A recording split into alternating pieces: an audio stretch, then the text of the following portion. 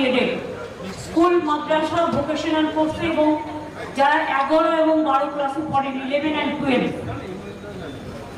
প্রায় 16,46,000 ছাত্রছাত্রীকে তরুণের স্বপ্ন প্রকল্পে ট্যাব বা স্মার্টফোন কেনার জন্য 1,650 কোটি টাকা খরচা করা হচ্ছে।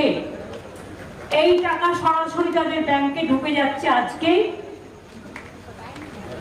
এতদিন ক্লাস 12 উঠে পড়ুয়ারা পেতে, এবারই প্রথম ক্লাস 11কেও আমরা এটা দিচ্ছি, কারণ 11 থেকে পেলে তাদের সুবিধে হয়, তারা অনলাইনে পড়াশোনা করার সুযোগ পান।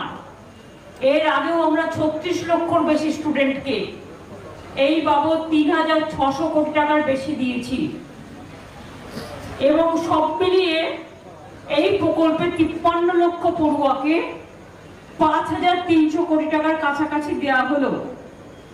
আমি তাদের ভবিষ্যৎ নিয়ে আজকের এই শুভ লগ্নে তাদের অভিনন্দন জানাচ্ছি।